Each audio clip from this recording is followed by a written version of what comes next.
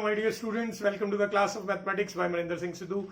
In last class we started a new chapter which was linear inequalities. आज उसी chapter की second class है और आज हम वर्ड प्रॉब्लम पे बेस्ड क्वेश्चन करेंगे. यानी हमें लीनियर इनइक्वालिटी पहले से नहीं दे रखी होगी, हमें बनानी पड़ेगी वर्ड प्रॉब्लम की हेल्प से. तो चलिए without wasting any time start करते हैं. हमारा first question, Smith scored 97, 82, 93 and 96 marks in his first four tests. Find the minimum marks Smith must score in his fifth test in order to get an average of at least 90. ठीक है, उसके 4 test में कितने marks आए हैं वो आपके सामने है. आपको बताना है कि उसे फिफ्थ टेस्ट में मिनिमम कितना स्कोर करना पड़ेगा जिससे उसकी एवरेज एटलीस्ट 90 हो. बेटा एक चीज का आप ध्यान रखेंगे, एटलीस्ट का मतलब होता है कम से कम, और जब भी एटलीस्ट वर्ड लगा होगा तो आप वहां पे ग्रेटर देन इक्वल टू का साइन यूज करेंगे. इसका मतलब 90 या उससे ज्यादा वैल्यू होनी चाहिए एवरेज की. और अगर किसी क्वेश्चन में वर्ड यूज होगा एटमोस्ट, एटमोस्ट का मतलब होता है ज्यादा से ज्यादा यानी मैक्सिमम लिमिट, तो उस केस में आप लेस देन इक्वल टू का साइन यूज करेंगे. ठीक है, तो खैर in this question we have to use greater than equal to क्योंकि यहां पे एटलीस्ट का एटलीस्ट के बारे में बोला हुआ है. अब क्वेश्चन में क्या फाइंड करना है, फिफ्थ टेस्ट में मिनिमम कितने मार्क्स चाहिए. तो कैसे करेंगे, let Smith's marks in fifth test be x. Now what is the condition given in this question? हमें दिया हुआ है कि जो एवरेज मार्क्स है, एवरेज मार्क्स वो एटलीस्ट 90 होने चाहिए, एटलीस्ट यानी ग्रेटर देन इक्वल टू 90 होने चाहिए. अब एवरेज का मतलब होता है मीन, और मीन हम कैसे निकालते हैं, sum of all observation upon total number of observation. तो जितने भी मार्क्स हैं अलग अलग वो हमें मालूम है, वो है 97, 82, 93, 96, ये 4 टेस्ट के मार्क्स है. प्लस फिफ्थ टेस्ट में हमने माना हुआ है कि उसके एक्स आए upon total number of test कितने हैं 5, ये ग्रेटर देन इक्वल टू 90 रख देंगे. अब मुझे बस इनको सॉल्व करना है, दैट्स इट, और कुछ नहीं करना है. तो आप देख सकते हैं कि ये कितना बन चुका है, 97, 82, 93, 96 and then that will become 9 + 9 18, then 9 × 4 36, तो 368 प्लस एक्स, और ये 5 उधर जाके जब क्रॉस मल्टीप्लाई होगा तो 90 इंटू 5 विल बिकम 450. तो यहां से x की वैल्यू क्या आएगी, 368 जब उधर जाके माइनस होगा तो 50 यहां से बचेगा, 32 यहां से, तो 82 से ग्रेटर और इक्वल टू. इसका मतलब ये हुआ कि स्मिथ को मिनिमम 82 स्कोर करना पड़ेगा. So therefore Smith must score at least 82 in fifth test. ठीक है, नेक्स्ट क्वेश्चन पे चल सकते हैं हम. ये आई होप आपको क्लियर हो. Okay, now in this question it is given that find all the pairs of even positive integers both of which are greater than 5 and their sum is less than 23.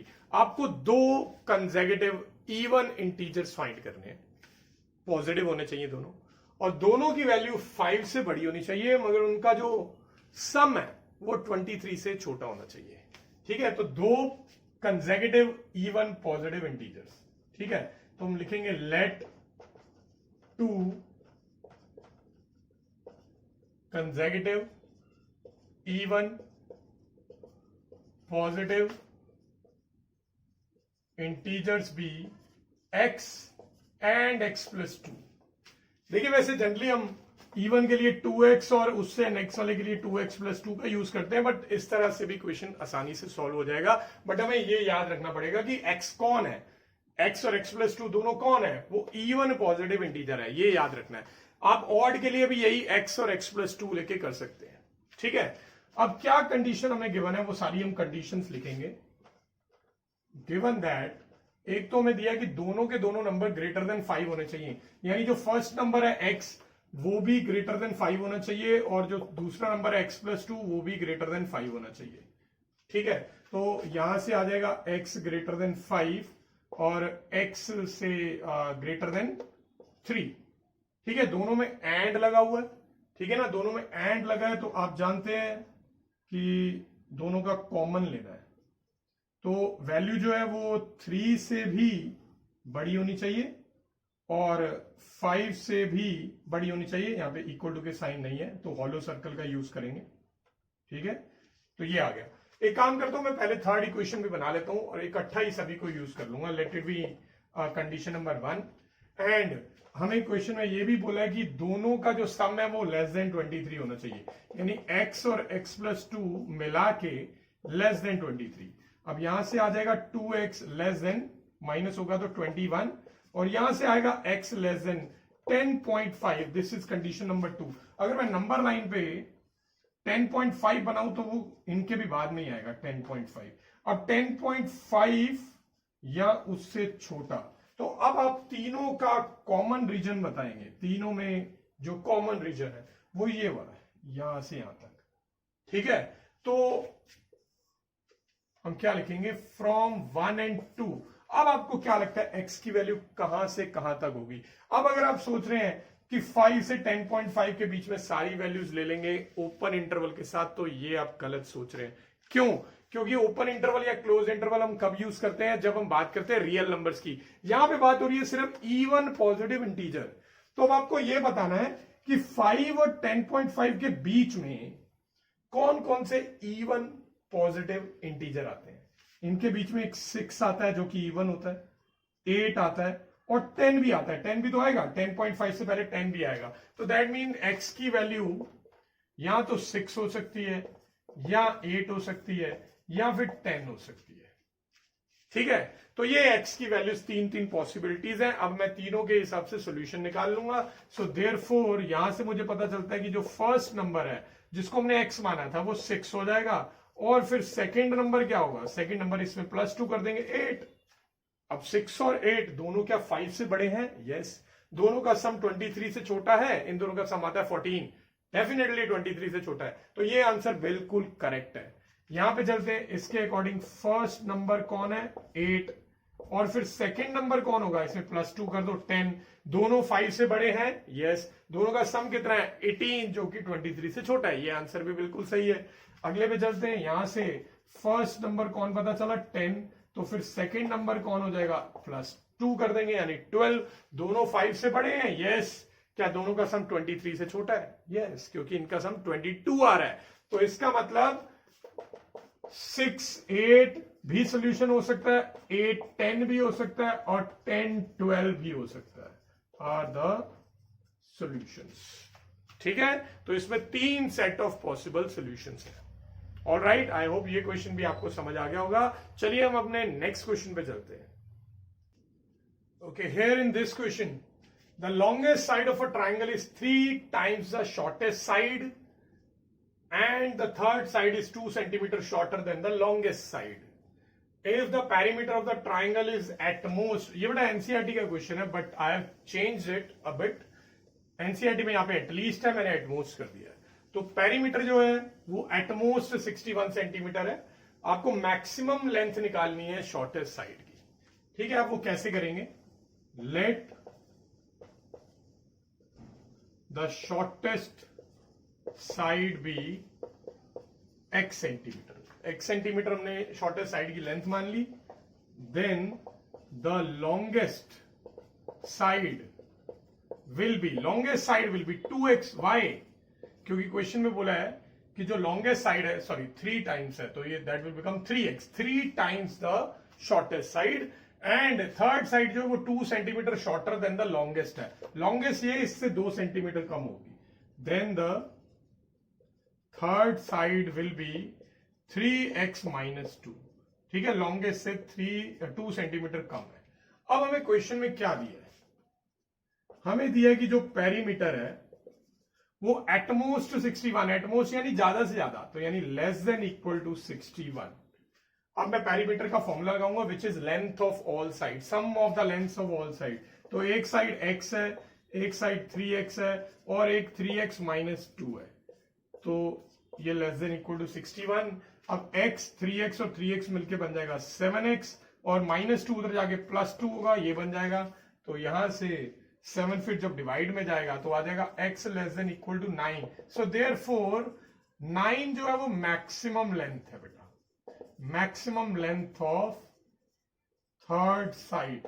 Less than equal to 9 है तो 9 से ज्यादा नहीं हो सकेगी, तो 9 is the maximum length. तो आपने देखा काफी सिंपल क्वेश्चन था। चलिए इसी से थोड़े से हायर लेवल के क्वेश्चन पे चलते हैं। इस क्वेश्चन में बोला है कि a man wants to cut 3 lengths from a single piece of board of length 91 centimetre. The second length is to be 3 centimetre longer than the shortest, ठीक है, and longest length is to be twice the shortest. तो सारे relation shortest side से ही हैं। तो सबसे पहले वही काम करेंगे जैसे लास्ट क्वेश्चन में किया था, हम लेट कर लेते हैं, मैं शॉर्ट में लिख रहा हूं। शॉर्टेस्ट वाले की लेंथ जो है वो x सेंटीमीटर है, ठीक है। तो फिर जो सेकेंड लेंथ है, सेकेंड वाली, वो इससे 3 सेंटीमीटर बड़ी है तो x प्लस 3 हो जाएगी। और जो लॉन्गेस्ट वाली है, लॉन्गेस्ट वाली शॉर्टेस्ट से ट्वाइस है तो दैट विल बी 2x, ठीक है। तो ये हमने एज्यूम कर लिए तीनों साइड्स। अब हमें बोला गया है कि ये तीनों पीस 91 सेंटीमीटर में से निकाले गए हैं। A man wants to cut 3 lengths from, ये फ्रॉम वर्ड जो है ये सबसे इंपॉर्टेंट वर्ड है इस क्वेश्चन में। वाई? क्योंकि इसी से हमें पता चल रहा है कि जो 3 पीसेस हैं वो 91 सेंटीमीटर में से निकाले गए हैं। यानी कि ऐसा जरूरी नहीं है कि 91 का पूरा यूज कर लिया गया है, ठीक है। तो दैट मीन मैं कहना ये चाह रहा हूं कि ये जरूरी नहीं है कि इन तीनों को मिला के, यानी तीनों को ऐड करके 91 भी आएगा, 91 से कम भी हो सकता है। ये फ्रॉम वर्ड से ही मुझे पता चल रहा है, ठीक है। फ्रॉम की जगह ऑफ लिखा होता, अब man wants to cut 3 lengths of a single piece of board, तो इसका मतलब होता है कि 91 के 3 पीसेस कर दिए गए, मगर अभी बोला कि 91 लेंथ में से 3 पीसेस कट किए हैं। तो इसका मतलब ये हुआ कि ये जो तीनों लेंथ्स हैं इनका सम 91 से छोटा या फिर उसके इक्वल हो सकता है, यानी कि ये एक तरह से एटमोस्ट वाली कंडीशन है, ठीक है। पहले मैं इसको सॉल्व करता हूं, x प्लस 2x मिलकर बनता है 4x, और 3 उधर जाके माइनस होगा तो 88, 4 डिवाइड में जाएगा तो x less then 22, let it be condition number 1। तो x जो है वो 22 या उससे कम है। अब हम चलते हैं सेकेंड कंडीशन पे। आगे बोला हुआ है what are the possible length of the shortest piece if third piece is to be at least 5 centimeter longer than the shortest। जो थर्ड पीस है वो सेकेंड वाले से, then the question is wrong, second length, जो third piece है वो second वाले से एटलीस्ट 5 सेंटीमीटर बड़ा होना चाहिए, ठीक है। अब थर्ड पीस क्या है, 2x, उसकी लेंथ 2x है यानी कि लॉन्गेस्ट वाले की, वो सेकेंड लेंथ यानी कि x प्लस 3 से 5 सेंटीमीटर, एटलीस्ट 5 सेंटीमीटर बड़ा है। यानी इन दोनों का जो डिफरेंस है, लॉन्गेस्ट और सेकेंड वाली साइड का जो डिफरेंस है वो डिफरेंस एटलीस्ट 5 है, यानी 2x minus x plus 3। Short longest और जो सेकेंड लेंथ है इन दोनों का डिफरेंस एटलीस्ट 5 है बेटा। एटलीस्ट के लिए हम हमेशा ग्रेटर देन इक्वल टू का साइन यूज करते हैं। तो यहां से मैं इनको सॉल्व करूंगा, ब्रैकेट ओपन करेंगे, two x minus x will be x, and ये -3 उधर जाके +3 हो जाएगा तो 8 बन जाएगा। This is condition number 2। तो फ्रॉम 1 and 2 अगर हमने नंबर लाइन पे भी बनाए तो we will clearly see that कि x की वैल्यू 8 से बड़ी और 22 से छोटी होनी चाहिए, यानी कि ये है। तो इसका मतलब जो शॉर्टेस्ट लेंथ है उसके बारे में पूछा था ना, पॉसिबल लेंथ, तो शॉर्टेस्ट पीस की लेंथ 8 सेंटीमीटर से 22 सेंटीमीटर के बीच में कुछ भी हो सकती है। ये सारी उसकी पॉसिबल लेंथ है, ठीक है। आई होप ये क्वेश्चन भी क्लियर है। चलिए अब नेक्स्ट क्वेश्चन पे चलते। हाँ जी, इस क्वेश्चन में बोला है the IQ of a person is given by the formula IQ is equal to MA/CA × 100। मैं पहले आपको बता देता हूं, IQ तो आप जानते ही होंगे, IQ का मतलब होता है इंटेलिजेंस कोशेंट। ये IQ किसी भी पर्सन की इंटेलिजेंस के बारे में बताती है। हम जैसे जनरली हम बात करते हैं कि किसी पर्सन की IQ हायर है, काफी हाई है, तो इसका मतलब हम मानते हैं कि वो जो पर्सन है बहुत इंटेलिजेंट है, ठीक है। तो IQ का फॉर्मूला है MA/CA × 100, वेयर MA का मतलब होता है मेंटल एज यानी दिमाग की एज। अब ये दिमाग की एज क्या होती है कई बार हम बोलते हैं ना कि किसी एक पर्टिकुलर पर्सन का दिमाग बहुत तेज चलता है, that means we are trying to say कि उसका जो दिमाग है वो उसकी एज से ज्यादा बड़े एज के पर्सन के जैसे चल रहा है, यानी अपनी एज के हिसाब से ज्यादा स्मार्ट है, राइट। सीए का मतलब होता है क्रोनोलॉजिकल एज, यानी आपकी बॉडी की एज। जैसे हम बोलते हैं कि एक पर्सन की एज है 20 ईयर्स, तो इसका मतलब उसके बर्थ को 20 ईयर्स हो चुके हैं, यानी उसकी क्रोनोलॉजिकल एज 20 ईयर्स है। बट उसकी ब्रेन की एज 20 या 20 से ज्यादा या 20 से कम भी हो सकती है, डिपेंडिंग अपॉन हिज IQ। ठीक है, तो चलिए अब हमें बोला गया है अगर किसी group of 12 year old children में IQ की रेंज 80 से 140 के बीच में है, तो आपको बताना है कि उसी ग्रुप में मेंटल एज की रेंज कितनी होगी। ठीक है, कैसे सॉल्व करेंगे? हमें दिया हुआ है कि जो IQ है उसकी वैल्यू 80 से 140 है। I will put the formula for IQ। IQ इस फॉर्मूले के अकॉर्डिंग है MA/CA into 100, right. Now MA is mental as, वो हमें फाइंड करनी है। CA is chronological age. देखिए क्रोनोलॉजिकल एज हमें क्वेश्चन में गिवन है, 12 ईयर ओल्ड चिल्ड्रन का ग्रुप है ना, तो इसका मतलब सभी बच्चों की एज जो है वो 12 ईयर्स है, तो CA की जगह पे 12 डाल देंगे इंटू 100 और ये 140। अब मुझे यहां से MA निकालना है। अब आप इसको जैसे लास्ट क्लास में सिखाया था कि डबल इन इक्वेशन हो, तो आप दो केसेस लेके भी कर सकते हो या फिर शॉर्टर वे में कर सकते हो, अगर वेरिएबल वाली टर्म बिल्कुल सेंटर वाली टर्म नहीं हो, जो कि यहाँ पे है, तो डेफिनेटली मैं कर सकता हूं। मैं 100 को डिवाइड में ले जा सकता हूँ, 12 को मल्टीप्लाई में, तो दोनों एक साथ कर देते हैं, इधर भी और इधर भी। तो 12 आएगा मल्टीप्लाई में और 100 आएगा डिवाइड में, यहाँ पे MA। और नेक्स्ट 140 है, 140 के साथ भी सेम ऐसे ही होगा, 12 मल्टीप्लाई में और 100 डिवाइड में। आप देख सकते हैं एक 0 से 0 तो कट जाएगा, बस इससे ज्यादा नहीं कट पाएगा।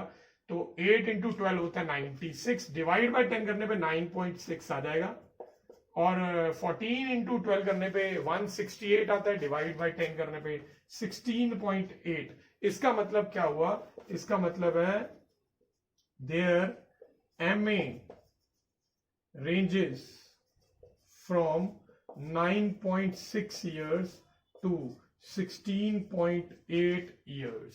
तो इसे मैं थोड़ा सा एक्सप्लेन कर देता हूं, इसका मीनिंग क्या है। इसका मीनिंग यह है कि उस ग्रुप में, पहली बात तो क्वेश्चन में बोला था कि वो जो ग्रुप है उसमें कुछ बच्चों की IQ 80 है, कुछ की 140 है, यानी 80 से 140 के बीच में है कुछ भी।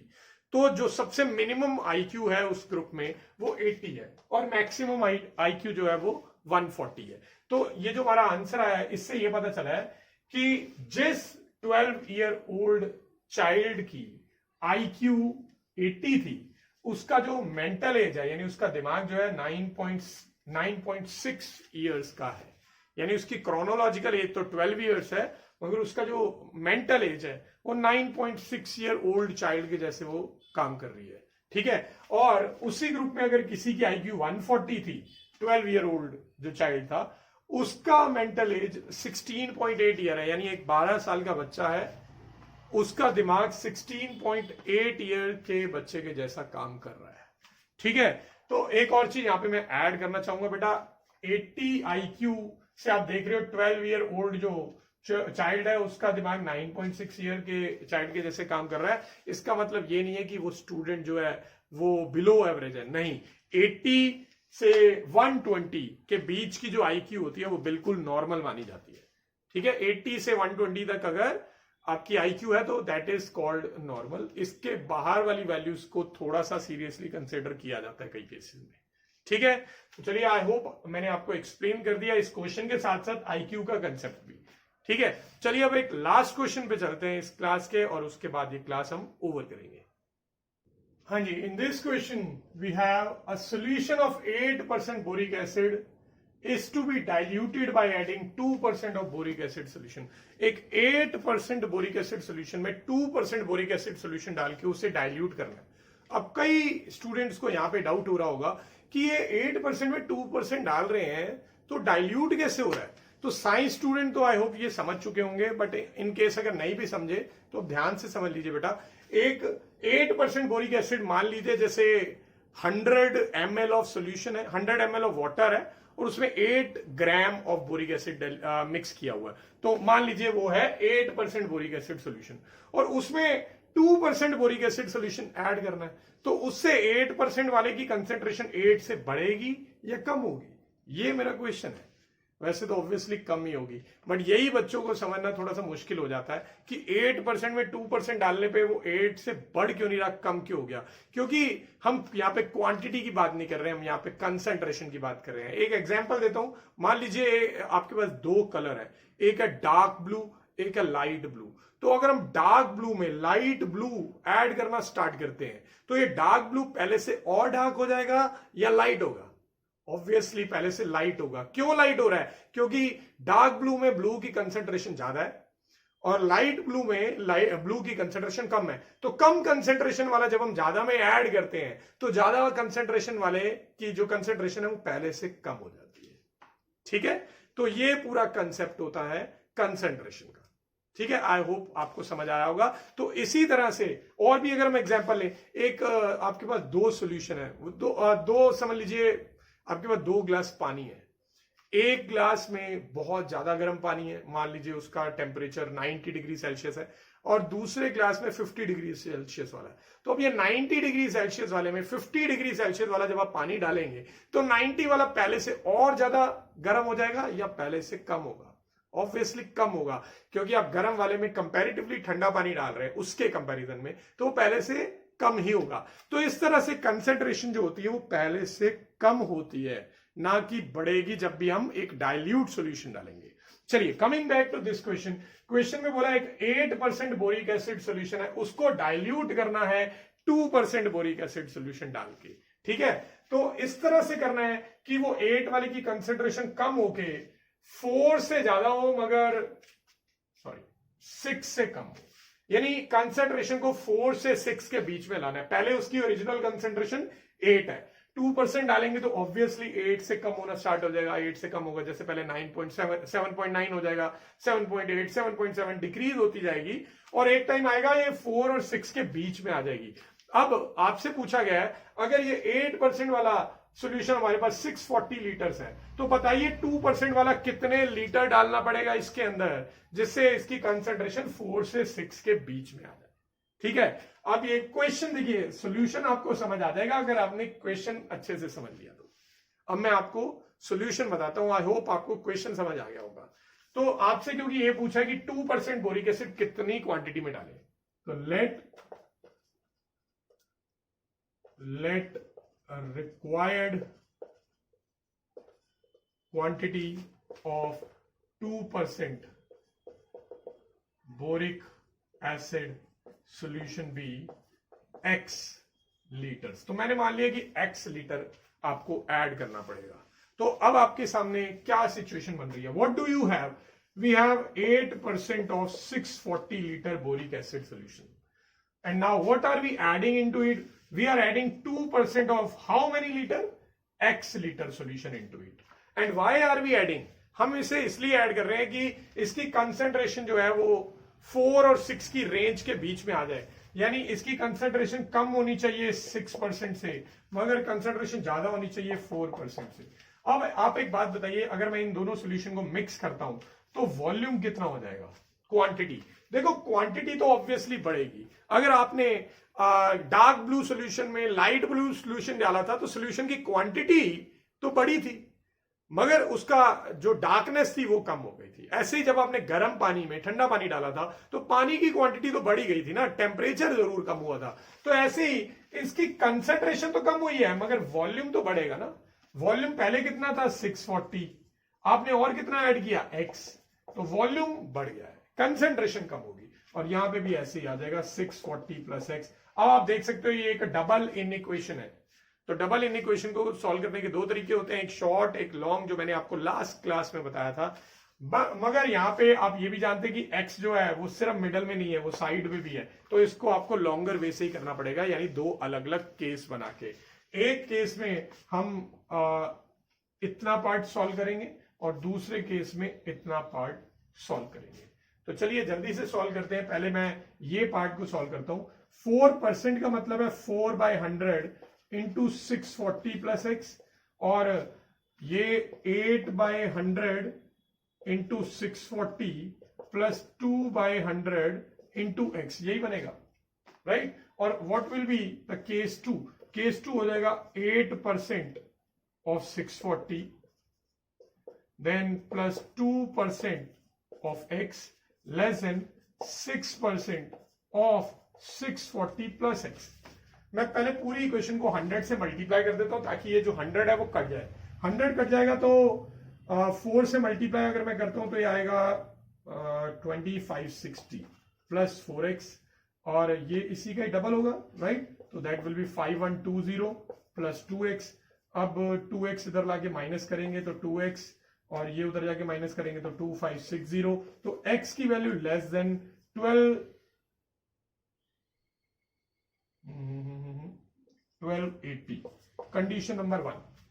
अब मैं इसको सॉल्व करता हूं, पूरी इक्वेशन को पहले 100 से मल्टीप्लाई कर देंगे, ये तो आ जाएगा 5120 प्लस 2x और ये 6 से मल्टीप्लाई कर रहे हैं तो 6 4 दा 24 6 6 दा तो 3840 प्लस 6x। 6x इधर आगे 2x में से माइनस करेंगे माइनस 4x बन जाएगा और ये जब उधर जाके माइनस करेंगे तो कितना आएगा, 12 में से ये गए एंड आई गेस 1280 आ गया। अब आप माइनस जब उधर लेके जाएंगे, सॉरी इधर भी माइनस ही है, माइनस से माइनस कट करेंगे तो साइन इनइक्वालिटी का रिवर्स होगा और 4 डिवाइड में भी जाएगा तो x ग्रेटर देन 320 आ जाएगा, इक्वेशन नंबर 2। अब हमें दोनों इक्वेशन को कंबाइन कर देना फ्रॉम 1 एंड 2। क्या पता चला है कि x की वैल्यू 320 से ज्यादा होनी चाहिए मगर 1280 से कम। तो दैट मीन्स जो आप बोरिक एसिड का सोल्यूशन ऐड कर रहे हो, कौन सा सोल्यूशन, 2% वाला, वो आप 320 लीटर से लेके 1280 लीटर्स के बीच में जितनी मर्जी क्वांटिटी में ऐड कर सकते हो, ठीक है। 320 लीटर से ज्यादा ऐड करना होगा मगर 1280 लीटर से कम ऐड करना होगा। इसी से ही कंसंट्रेशन जो है वो 4 से 6% के बीच में आएगी, समझ आया। इस तरह से हम कंसंट्रेशन को कंट्रोल करेंगे। ऑलराइट, तो चलिए ये क्वेश्चन आई होप आपको समझ आ गया होगा। मैं थोड़ा सा यहां पे वेरिएशन लाना चाहता हूं आपको ताकि क्लियर हो जाए। ये क्वेश्चन तो कंप्लीट है। अगर ये क्वेश्चन में बोला होता 8% बोरिक एसिड को डाइल्यूट करना है बाय एडिंग 2% सॉल्यूशन की जगह अगर हम बोल दे बाय एडिंग वाटर ऐड करना है। अब पानी डालोगे अगर आप तो ऑब्वियसली उससे भी कंसेंट्रेशन तो कम ही होगी ना, राइट, कम ही होगी या नहीं। जैसे डार्क ब्लू कलर, उसमें पानी डालेंगे तो वो पहले से लाइट हो जाएगा कंसिस्टेंसी वाइज भी, राइट। ऐसे ही अगर एक पानी हायर टेम्परेचर पे है तो उसमें आप नॉर्मल पानी डालेंगे तो उससे भी कंसेंट्रेशन कम होगी। नॉर्मल पानी यानी 0 डिग्री काउंट होगा यहाँ पे, ठीक है। अब ऐसे ही जब आपने पानी डाला है तो पानी में बोरिक एसिड का कंटेंट कितना है, हम मान के चलेंगे 0% ही, क्योंकि पानी हम प्योर पानी ही मान के चलेंगे। और लास्ट पे क्वेश्चन हो जाएगा how many litres of 2% boric acid की बजाय वाटर। अगर ये क्वेश्चन आ जाता है तो हम क्या करेंगे, यहां पे जो क्वांटिटी ऑफ वाटर है उसे x मानेंगे, इक्वेशन यहां पे सेम रहेगी, यहां पे सेम रहेगी, यहां पे 2% ऑफ x की जगह 0% ऑफ x कर दीजिए, क्योंकि ये इन इक्वेशन जो है ये कंसंट्रेशन ऑफ बोरिक एसिड के अकॉर्डिंग है। तो सारी वैल्यूज बोरिक एसिड की कंसंट्रेशन के अकॉर्डिंग ही करनी है। अब क्योंकि आपने ऐड किया पानी, अब पानी में बोरिक एसिड कितना होगा, 0, तो इसलिए 0 बन जाएगा। अब जो फर्स्ट इक्वेशन आपकी होगी उसमें 0% ऑफ x है, 0 से किसी को भी मल्टीप्लाई करेंगे तो ये वाली टर्म एक्चुअल में 0 बन जाएगी और यहां पे भी ये टर्म 0 बन जाएगी। अब आगे आप अकॉर्डिंगली सॉल्व कर सकते हो, आपके पास सोल्यूशन आ जाएगा, ठीक है। तो ये आपका असाइनमेंट है, आप जरूर ये करके रखिए। आई होप आज की क्लास में किए हुए सारे वर्ड प्रॉब्लम के क्वेश्चन आपको अच्छे से क्लियर हो गए होंगे। So keep practicing and thanks for watching.